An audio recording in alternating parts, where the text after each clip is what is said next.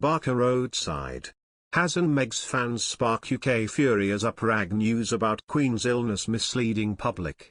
A fan of Meghan Markle and Prince Harry has been blasted for social media posts shared while the Queen spent a night in the hospital, by a royal commentator.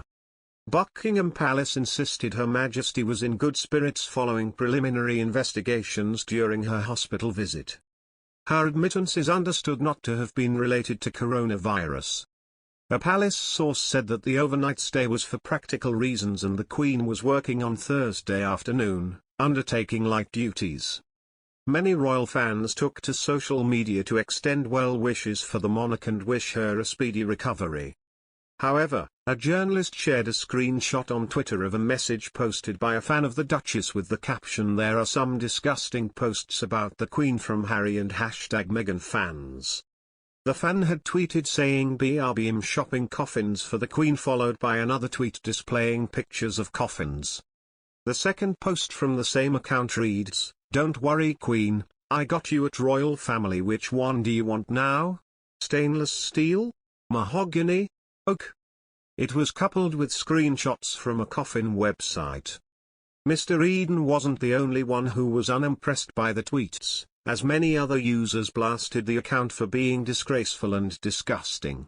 While Attrabeltroop blasted the fans as an absolute disgrace and many others said they had reported the original tweets. The sick messages come after the Queen spent the night in hospital for tests on Wednesday after cancelling official duties. Royal doctors sent the 95-year-old sovereign to be seen by specialists in London on Wednesday afternoon. It was believed her medical team acted out of caution to have her admitted to King Edward VII Hospital in Marylebone on Wednesday. And the overnight stay, her first in a hospital for 8 years, was for practical reasons. Yesterday afternoon her Major, 95, was understood to be back at her desk at Windsor Castle. A source quoted in the Daily Mail said, "Quite understandably, a cautious approach is being taken by the medical team. Her Majesty was back at her desk this afternoon and undertaking light duties. She was said to be reading her official government red boxes and is expected to recuperate for the rest of the week." The famous boxes, which include policy papers, cabinet documents, Foreign Office telegrams and a daily summary of events in Parliament, are sent to the monarch by her private secretaries wherever she is every day of the year. The palace said last night, following medical advice to rest for a few days, the Queen attended hospital on Wednesday afternoon for some preliminary investigations, returning to Windsor Castle at lunchtime on Thursday and remains in good spirits. Meghan Markle claimed she struggled in a letter to the US Congress, despite attending a $16K a year private school and using nannies for childcare. The Duchess of Sussex claimed she lived off $5 Sizzler salads as a kid as she backed calls for paid parental leave.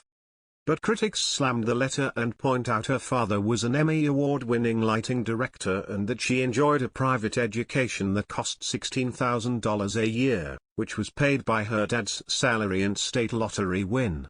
Royal biographer Angela Levin has mocked Meghan Markle for jumping on the bandwagon after the Duchess lobbied the Democrat Speaker of the U.S. House of Representatives Nancy Pelosi and the Majority Leader in the U.S. Senate Chuck Schumer to push through a policy on parental leave. Ms. Levin claimed the measures, which have been backed by President Joe Biden, to introduce mandatory parental pay and sick leave had already gone through the U.S. Congress.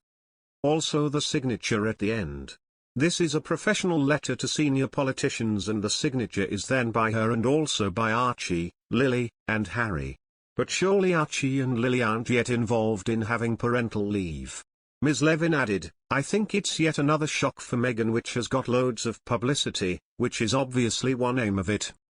She has abused the royal thing of being a British royal or, working as a British royal because she's actually trying to tell another government what to do.